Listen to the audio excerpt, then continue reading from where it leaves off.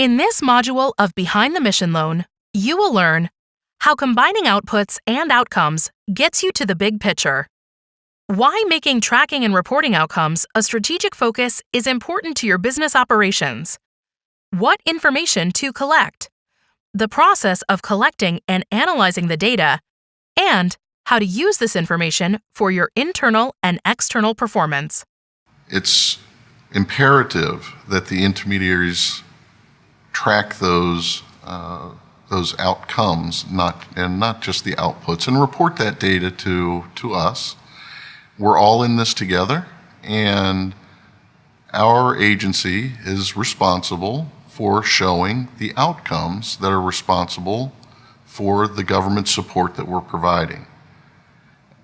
If we're not able to show outcomes, at some point we will not be able to provide the services that we provide to you. So we're all in this together to gather that data, to understand the outcomes, and be able to report responsibly those outcomes to the folks that oversee the work that we do as an agency. It's very important to have a distinction between outputs and outcomes. Outputs are the data that we might gather at the beginning of a loan, whereas outcomes are a measurement over time of the impact. So here at Lift Fund, I think when we first originally started in 1994, we had a sense of mission. And when you have a sense of mission, you then need to be able to describe what are the strategies and activities that go into changing lives. Those we think of as outputs, so units of activities performed to see things happen, such as number of loans, such as dollars dispersed, and things of that nature. As it relates to mission, there's always, the depth or sophistication of moving from outputs to outcomes. And when you think of a startup, they're trying to track all their units from a superficial level so that they're creating a baseline, basically. Outcomes create another level of sophistication, if you will, as it relates to quality, performance, track record, both short-term and long-term as well, such as job creation, asset building, and things of that nature. All intermediaries track and report results. However, tracking and reporting outcomes should be a strategic focus of your organization. Not only does it satisfy external funding requirements to the SBA and other funding sources, but the data analysis will tell you if you're being true to your mission and will help you track your progress against your goals and objectives. But a critical piece of what SBA looks at in underwriting you prior to our formal relationship is your financial stability, is your leadership, is the experience of the folks that are going to be running the operation and working directly with the SBA.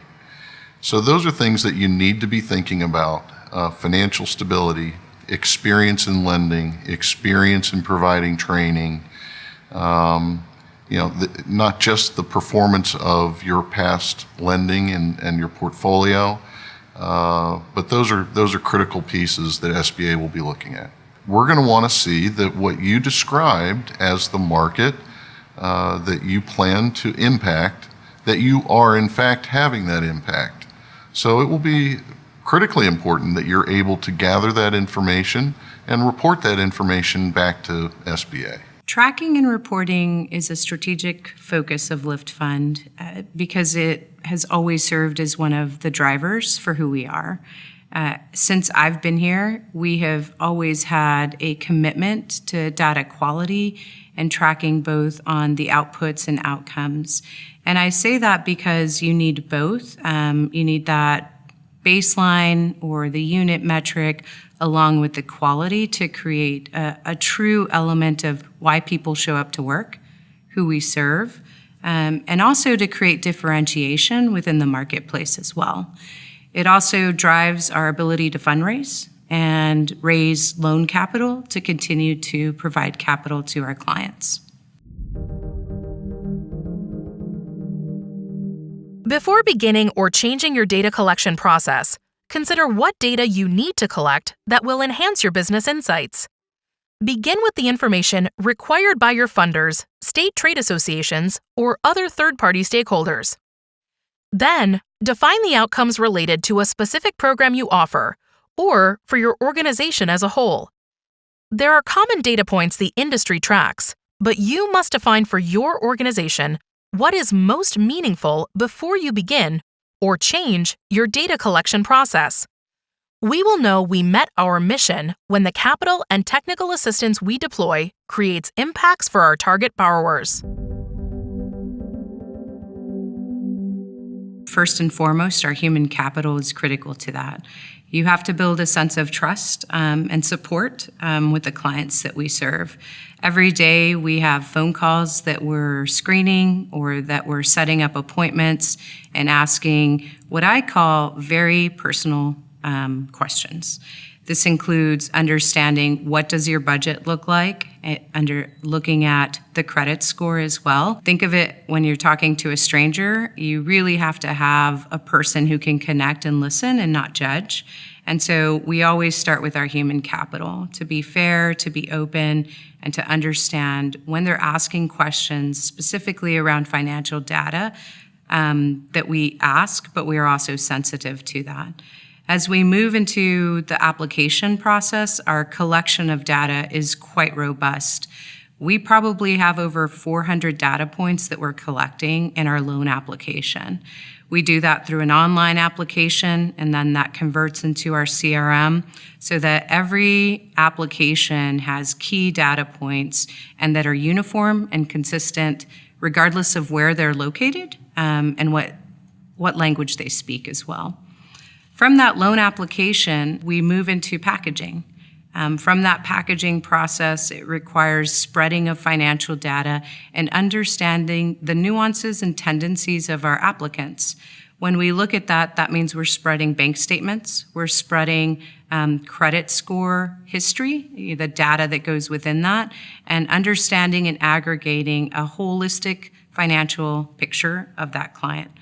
All of that data is spread through CRM, which then makes it robust and rich for long-term goals to support folks who are underbanked and also using SBA products as well. So from entry point to loan origination and packaging to underwriting and also to servicing, we see multiple points of data that we aggregate to give us insights, not only to our customers, but our customers' performance.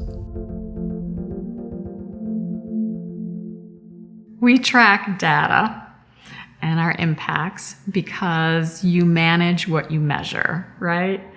And us having the numbers and the reporting to help us to continually improve what we're doing and to make sure that we're reaching the customers and we're having an impact on their performance. So some of the data that we track, internally for our processes is we are now measuring how many days from application to approval and days from application to close to make sure that we are being efficient operationally in getting our loans through the loan origination cycle. Once a loan is booked, we want to make sure that that customer still has contact with us and that we are looking at their financial performance and helping them to understand their financial performance. So we are also tracking when they submit their financial statements. And if they haven't, we're reaching out and making calls to connect with them and have that conversation. We are also tracking their satisfaction. So that's a new survey that we instituted recently to have them give us feedback on their experience with Northern initiatives. And that will help inform us how to improve that connection. Because we found that the stronger relationship that you have with your customer, even if they're not successful in their business, they will continue to pay you on that loan because they appreciated the opportunity and that we did everything we could to help them be successful. The process of data collection is as important as determining what data to collect. Mapping how the data will be collected, by whom, and at what stages will support how reports are designed, how data is analyzed, and ultimately, how you demonstrate success against your goals. I think community has grown over the years. We're starting now to see some platforms and some technology that's becoming available and does a very nice job of automating some of those processes to try and reduce the amount of human capital that's required, although there is still a good bit of human capital required. But I think it is going to be critical as you grow to think about what types of technology are out there that might be able to help you to do a better job in gathering, tracking, and reporting those outputs and outcomes, because we are going to need more of that as we all move forward. There's a whole gamut of tools that people can leverage in terms of collecting data. Where people start is the most important, and that they're consistent is important. As they create sophistication around that, they transfer that simplicity into more robust opportunities for data gathering. And I think if you're thinking about how do I start, you look at that workflow, you look at the pathway, you look at what forms am I using, and start from there with your team. Bringing your team along, creating uniformity, and then potentially going on to a system allows for consistency, transparency, and most important, utilization from everyone. You have to really think about, is there maybe in a different type of software that is really, really important and key to you that you can perhaps add to your existing system. So again, you're not spending additional time on, as I would call it, the multiplication of work or efforts because of the process you have of putting data in a loan system and also putting data in a separate client data system as well too. I think automation is important. I think the digitalization or processes is important. I think the standardization of a process and how you collect information and how you collect data and the forms that you use and the process, all those pieces are important in that process to make it easier for you to train your individuals, make sure that they're really up to speed as you add on new staff, to have that ability to train them and get them up to speed relatively quickly as well, which ultimately makes it a lot easier for you to do what you need to do, that you need to work with in regards to your process and growth. As the industry overall matures, there are systems available to do some very detailed data analytics. And a critical piece is understanding the data that you have, doing some of those analytics. You may look at your own numbers as an example and see that you perform very well in a specific type of business and maybe not so well in another type of business. Having those data analytics will allow you to see that, and at that point you can strategize or determine where the shortcomings are. But having that data and being able to use data analytics and understanding that data is a critical piece in figuring out exactly what's working best in your community. It's great to have data, more important to use data, which I would call more information than data. But yeah, we certainly do take a look at that. And I think it's critical every organization does that as well. Because again, you can collect hundreds and hundreds and hundreds of data points and not really have an opportunity to really kind of pull them together to really use them meaningful. We actually spend a lot of time, monthly, quarterly, semi-annually, and yearly as well, really taking a look at our data and really making decisions about what we do.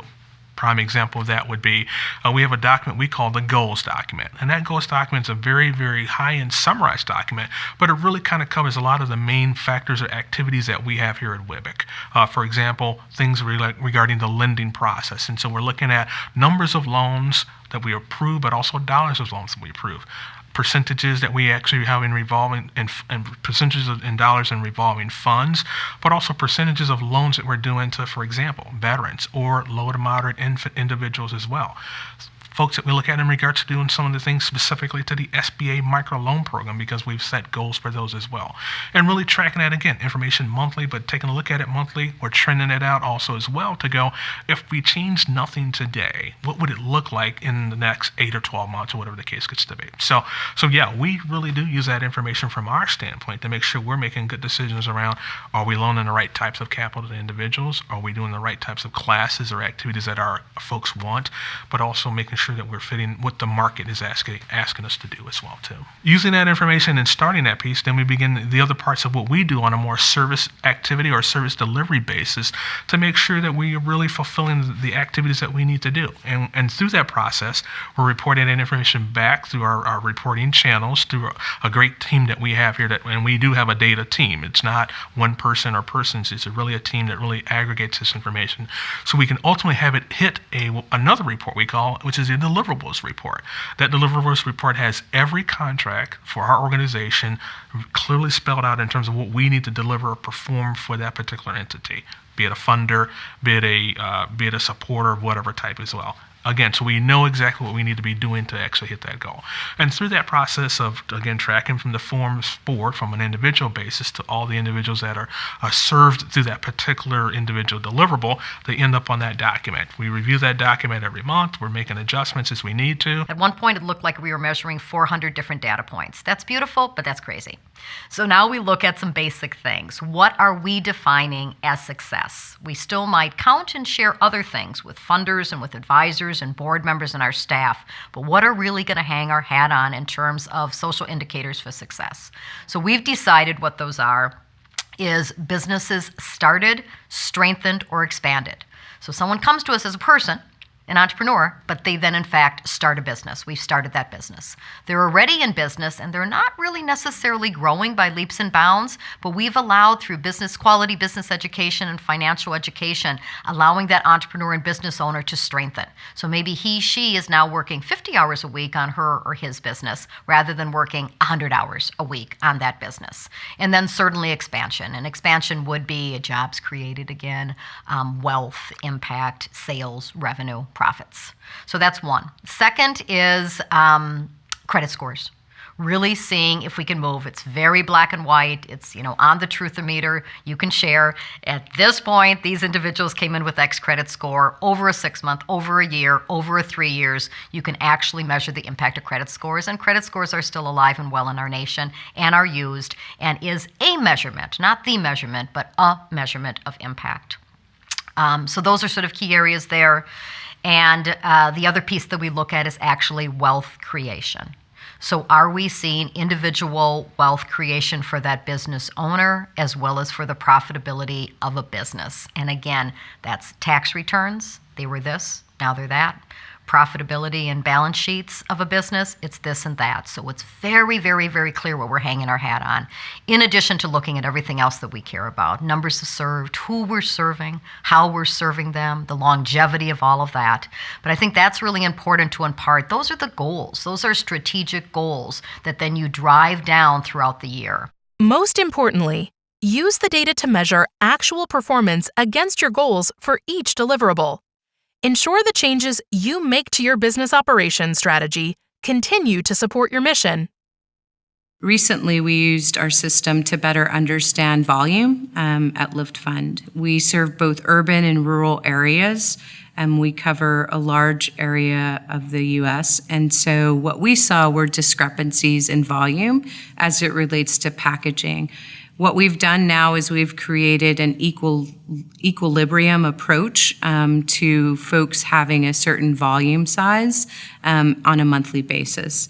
So rather than there being this ebb and flow or a high-low across the board and never consistent, we now see consistency on numbers as it relates to applications and also follow-ups as well. Your solution or system that you're using can not only help you from understanding the workflow and the pathway, but also can help you make key decisions in volume in certain areas.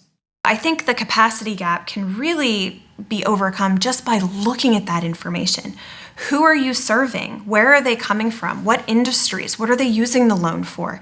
And then making sure that as you're providing educational support and hiring people, they come with that expertise, they come with that desire to work with the clients, and they come with a skill set that can be deployed to make a real impactful difference in the lives of those clients. I call them 4 major quadrants of our business. The first one would be really how well is the business performing or profitability standpoint. The second quadrant would be how much cash do we have available for lending activities or for operating activities. And so we spend a lot of time on those type of things. The next one would be our social business activities or social business enterprises and how well are they performing. And then certainly last but not least, the fourth quadrant really deals with how well our portfolio is performing. And so we give them gobs and gobs and gobs of data. So I'll say on average, it's a 55-page report really detailing all that activity from everything you can think about. However, that's great for the finance committee, and it helps them in terms of really understanding what's going on. But if I take that same information and give it to my board of directors, for example, it's helpful, but not really helpful because they really want to look more at bigger picture trends. So really the process of summating that 55 pages to really 3 or 2 or 1 page is really what I'm talking about in regards to that process of we have plenty of information, and that's always what the issue is. We've got a lot of info. Is it really helping us in terms of really making decisions? And so we've really worked hard to shrink it down, or take another cut to shrink it down as well and say less information and give you, here's really what the key nuggets are. If I were a board member or a person at the right level who needed to see that contained information, could really use it to ask real good questions and or feel good about the information that I'm receiving. We track our referral sources to see where should we target our business development. We track our pull-through rate at various levels. So there's multiple stages along the process where, the loan gets pre-qualified, the loan gets approved, the loan gets funded. What is the pull-through rate at each space? And if our pull-through rate is low, why is it low? Let's say we see a lot of clients that are withdrawing. So we look at, why are those people withdrawing? We reach out to them, we ask them, we find out, and then we change our process and system based on the feedback that we get.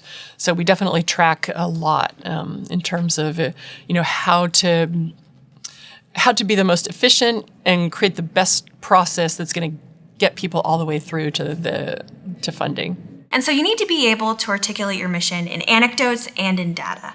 And when you are able to showcase your impact, CDFIs are in a unique position where they can leverage what they've done to attract more partnerships, more investments, more clients. People like winners, and lending to small businesses that then create jobs, that then provide needed goods and services into a community. You can prove the ripple effect of what you do in a way that other nonprofits can't. And so it's a really integral part to any kind of outreach strategy, and it just feeds right into development. WBIC has for decades not really had an annual report, but we have annual reports, this is with an S, and we call them our WBIC impact statements. And so the front of it, it's a 1-sheeter, it's a 2-sider. In the back is everything that a classic annual report has. The cumulative work you've done over years or decades, your last year alone, numbers and inputs and impact that you've had in numbers and quantifying and really, truly sharing what you've done. And then on the front is a cover story. And those cover stories are very diverse. The cover stories are, again, of our people who we care about. Stories of veteran-owned businesses. Stories of individuals from reentry. Women, minority, lower wealth, startup businesses, expanding businesses, businesses that have created many, many jobs, businesses that are self-employed businesses. So again, sort of all those different funding sources that we have that care about tall people or short people or big people or little people, we're able to share in an effective impact statement. Also the urban and rural, we're statewide. So we need to share both of those stories of urban success, but also of rural success.